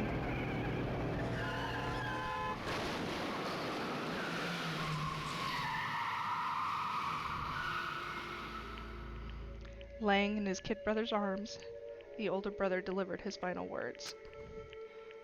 My bad, kid. I fucked up. Sorry. Of course, he knew it was his brother's fault, but Daya never blamed him for what happened. Hey, kid. The rest is up to you. No matter what, you gotta keep the gang together. 'Cause it's the team, you and me put together. It's a promise between men. He decided to hide the truth of what happened from everyone else in the gang in order to keep the gang together and keep the promise to his brother. He could never admit to anyone that it was his own weakness that caused the accident, and as a result, the team was made even stronger under the banner of the kid who bested his big brother. Daya was gonna lose to his kid brother, so he got stupid and got himself killed. That became the explanation for what happened. Mondo's lie became the truth. He wanted to lead the team so bad he was willing to tell all kinds of lies about his brother. I just... I'm strong. Strong, strong, strong, strong, strong. And yet, as soon as our killing began, he realized, no matter how tough he pretended to be, he was just another weakling that could die in an instant. And then the lovely, the hateful Monokuma announced the revealing of embarrassing secrets. At that point, it was clear I would have no problem shedding light on his secret. Mondo killed his own older brother. No matter what, I couldn't let the other gang members find out. If that happened, everything would have been ruined. Everything me and my brother had worked to create would have been destroyed. His death, all the guilt I'd been carrying around, it would have been for nothing. So that's why Mondo, after I saw what Monokuma had on me, my head filled with a kind of fuzzy uneasiness, and it just started swirling around. I had never felt anything like that before. I didn't know what to do about it. I wasn't sure what to think or say, but after a while, that fuzzy uneasiness turned itself into a rock-hard lump of anxiety way down in my stomach. And it was right around then that Chihiro asked me to start working out with him. And right there, he told me a secret.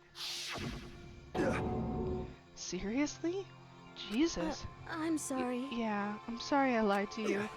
But why? Why now? Why are you telling me this all of a sudden? Huh? 'Cause, I mean, you've kept that secret all this time, right? If anyone found out, you would... But... You're right, but... I want to change. I want to change.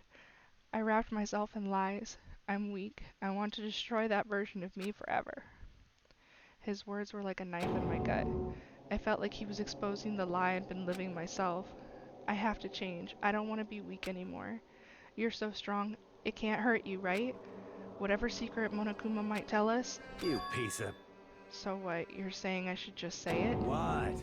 You're saying What? if I really am, I should just be able to tell everyone my secret? I was jealous. I was jealous of Chihiro's strength. He had the strength to face his own weakness, to try and overcome it. And it was the kind of strength I never had, so I was jealous of him. And that jealousy broke me. What? Are you making fun of me? I'm strong. Are you fucking with me right now? No! I'm not making fun of you. You really are strong, Mondo. I felt like I could hear something starting to creak. Something inside my head. What did he want me to do? What was I supposed to do? Was I supposed to just sit back, let my secret get revealed and ruin everything? What's wrong? Damn Why you. did you have to tell me all that? Are you trying to rub my failure in my face? I just wanted to... No, I just really admire you. I admire your strength. Yeah, that's right. That's right. I am strong. Strong. I'm strong. Strong, strong, strong, strong, strong, strong, strong. Stronger than you. You son of a bitch! And stronger than Daya. I don't remember anything after that. When I woke up again, he was laying at my feet, covered in blood. I had the dumbbell in my hand, and I was just staring at him down on the ground. Hey. I killed him. I killed Chihiro. Even after all this time, I'm still just as weak as I've always been. And thanks to that, I did something I can never take back. Mondo. He was normally so aggressive, so angry. He hid that weak side away from everyone. That was his secret. A weakness like that lived in the heart like his, and it turned him cold-blooded. God damn it. Look at him. You see, you're all just like him. For a secret from the past, for a memory, for that he killed another living human in cold blood. He couldn't cut free of his regrets from the outside world. He doesn't know what true strength is. Do you see hope anywhere in there? 'Cause I sure don't. You bastard. Just shut up, you son of a bitch. Go ahead and say that again, I dare you. Yep. Okay, I'll say it as many times as I want, is what I want to say. But, unfortunately, I can't do that right now, because the time for punishing is fast approaching. Punishing? Kid me. You mean execution? Well now. That's what I promised you, right? The blackened that disturbs the peace will be punished. Ridiculous. Hold on. Now then, I've prepared a very special punishment. For Mondo Awada, the ultimate biker gang leader. No, wait. Let's give it everything we've got. It's punishment time! I said wait! Sorry, man. I couldn't keep the promise we made. From one man to another. So, if the video gets cut here, it was for copyright. Just know. The last one didn't get edited, so I'm pretty sure we're going to be able to watch this one too.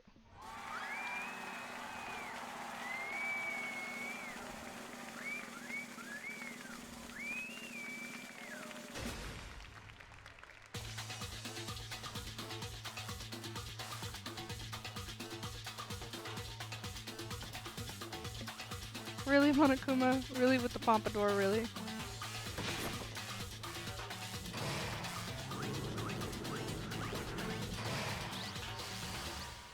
The Cage of Death.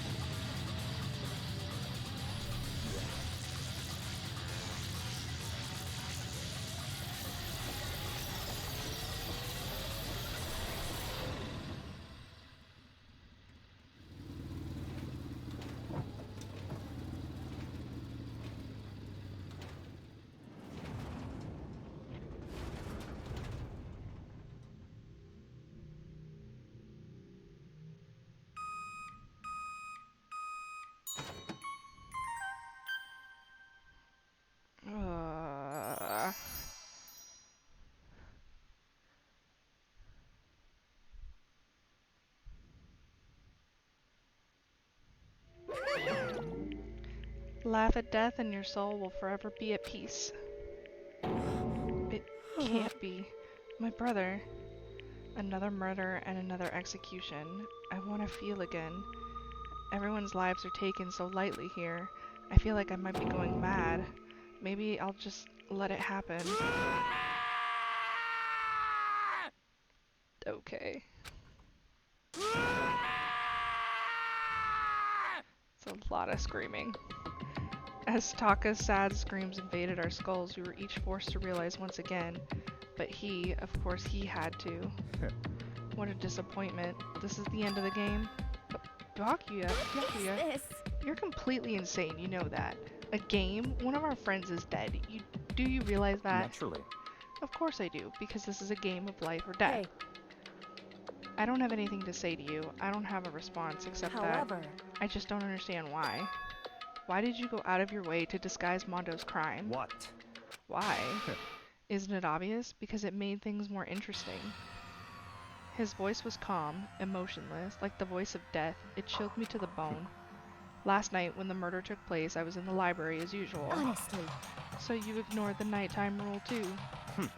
That rule never mattered to me. I don't recall agreeing to it. There is nothing to be done. Well, I don't particularly care. Please continue. The night grew late and I decided to return to my room, which is when I stumbled upon him. I spotted Mondo coming out of the girls' locker room. After he had gone, I looked inside and saw the corpse. What? You mean you actually witnessed the murder? He was such a fool. He didn't have the slightest idea that I'd seen him. Well... So you're saying you knew who the culprit was from the very beginning? That's right. Indeed. But if that had been the end of it, how boring would that have been? I mean, what a waste of time to have the answer revealed right at the beginning. Which is why I decided to lend a helping hand. I thought it would liven things up. You did all that to liven things up? I see. So after hearing about Genocide Jack from Toko, you decided to use that to create a fake murder scene? But damn, man, if we hadn't figured out who'd really done it, you'd have been dead too, right? Well, obviously I would have revealed the truth before it reached that point. Of course. Byakuya turned and looked me in the eye. I could feel his sharp eyes piercing into me. Thanks to a certain remarkable someone, it never did, and I was able to perform an interesting experiment. Interesting. Once I do decide to become the Blackened, I now know who I'll have to watch out for. Correct. So that was your reason. Are you satisfied? Indeed. Yes, we're done listening to your story. Moving Hey. on. There's something I'd like to ask Monokuma. What's this? Oh, I'm up next? You like to perform these elaborate executions each time, correct? My question is why? Do you like them? But you know, this punishment, the despair, it's not just for you. All this punishment, all this despair is my gift to mankind itself. You're over-exaggerating. I am not over-exaggerating. These punishments are meant to transform all hope to despair. What do you mean? Mean? Good grief, I don't understand why you have to pick apart every stupid little thing. Whatever, it doesn't matter. In the end, I'm going to stand alone as the victor. Then everything will be revealed to me. The noble son of a noble family. Truly, you understand me. I think this is the start of a terrifying friendship. Shut up, I would never stoop to the level of a childish criminal like you. Let me just say this. After I have achieved complete victory, you're up next. I'm going to find you and kill you. Understand? In the name of my family. In the name of the Togami family, for which victory is a foregone conclusion. You're getting all riled up! Ooh, so cool. It's like you're the main character of a video game or something. No trash mob for you. I swear, whatever it takes, I will kill you. Temper. Sounds like someone needs a nap.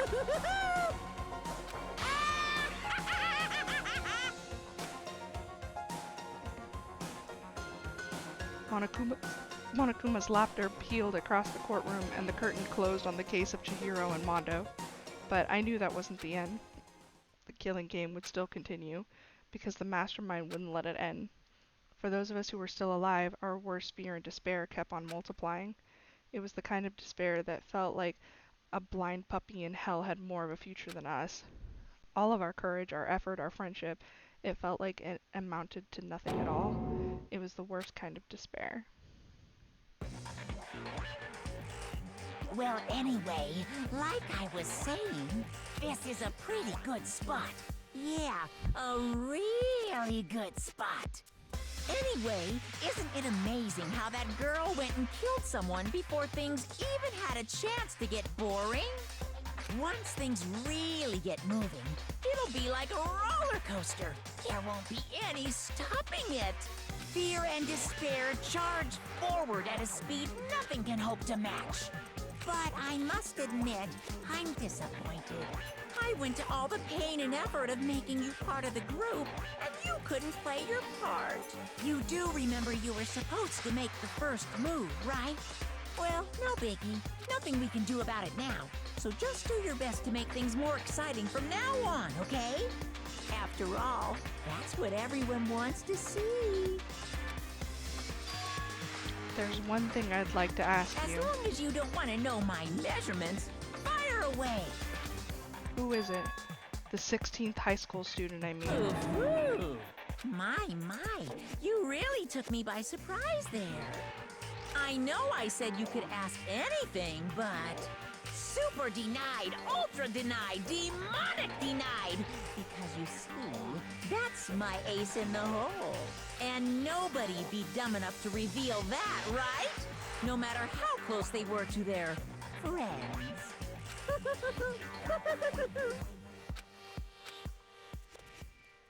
Who is the 16th student?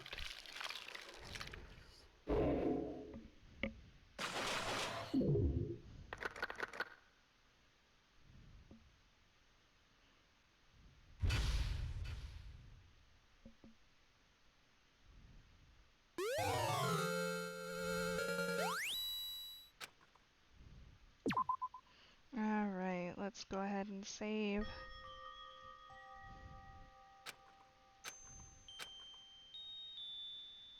Oh, I know Hina. I shouldn't cry, but I've had enough. I can't take it anymore. Getting out of here anytime soon, it's impossible. I can't let myself think about how much I want to get out of here. If I keep thinking like that, I might decide to. Oh, Hina. Donuts. I need to eat some donuts. That'll cheer me up. Glazed donuts, twisty donuts, jelly donuts, cream-filled donut holes, muscle. Okay. Oh god of donuts, I'm praying for a wonderful encounter. I'm sorry. Please forgive me for breaking the nighttime rule, but right now, for me, donuts are absolutely necessary. Huh? Huh? What's that sound? Sounds like it's coming from the bathhouse? But I'm super scared, but is someone there?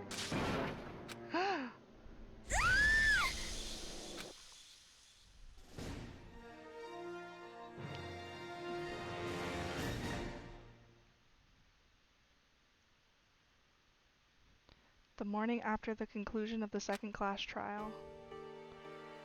Everyone met up in the dining hall just like always. I expected it to start like any other day. That's what I expected, but today's count kinda sucks, huh? Toko and Byakuya still refuse to show up. And I haven't seen Miss Asahina anywhere. She said her stomach was hurting, so she's taking it easy in her room for today. That is rather unusual for her. Normally she is so full of energy. Which is exactly what makes me worried. So then. So it's just the 7 of us then. It looks that way. How about that? It's times like this where the committee chairman needs to get things going with a bang. Impossible. Or not. Taka hasn't said a word since everything that happened yesterday. One look on his face shows he hadn't slept a wink last night. It must be because of Mondo. The two of them became so close, and then he finds out Mondo killed Chihiro. Then having to watch Mondo get punished and nothing he can do about it. I can't even imagine what it must have done to him. well, So, I mean, what's gonna happen now? We haven't found any way out, and we have no idea if help's ever gonna come. Now I'm all depressed just thinking about it. We simply have to make the best of things, do our best to get along and live here together in peace. Forget about the outside world and accept this new life. That is the only hope we have now. What, to live here forever? Well, Here we have every convenience. We have food, clothes, our every need is seen to. Why are you dissatisfied? In fact, let me ask you, what is it about the outside world that you long for? is that okay? Competition, discrimination, victimization, and violence? As society grows, so does its perversion. In which case, is our current situation not? Demon, angel, pretty, pudgy princess. Huh? Huh? Here we go! Maggie, the drill shop owner, the bunny-eared Amazon cat girl dog boy, Robo Justice, the galactic king, and what I mean is there's no 2D here. There is nothing to be done. The mastermind puts such base desire to their advantage, bending you to their will. You know? Okay, well anyway, since Taka's like catatonic, as the oldest one here, I'm officially stepping up to take the lead. So we're all gonna work together and spend the rest of the day searching the school. Searching? I'm right? Well, I mean, since the class trial is over and all, Perhaps. there should be new places for us to investigate. Yeah, that's the ticket. Maybe we'll find some kind of clue this time. Well Then, once we're done eating, let's split up and begin to looking around. Do you have any problem with that, Celeste? There may be a discovery waiting for us, which may further enrich our life here.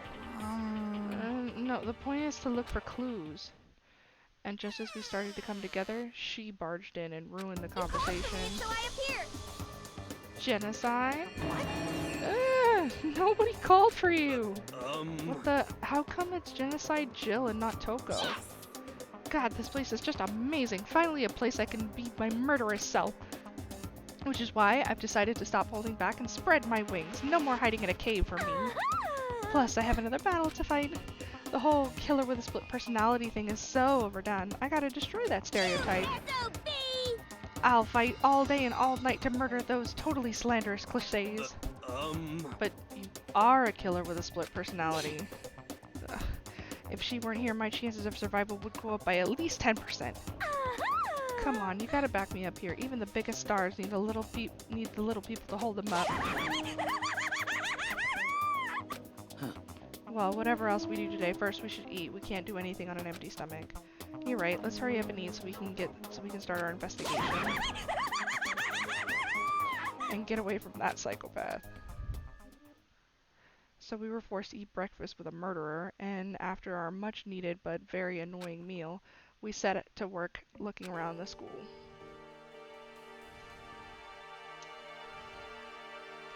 Alright, and this is where we're going to call it because this is going to be the start of Chapter 3. So I hope you guys enjoyed the class trial. I'm hoping to be posting up some videos over the next couple of days. My schedule's going to be a lot wonky, so I'll hopefully try to get some videos up. But with that, I will see you guys next time. Bye bye!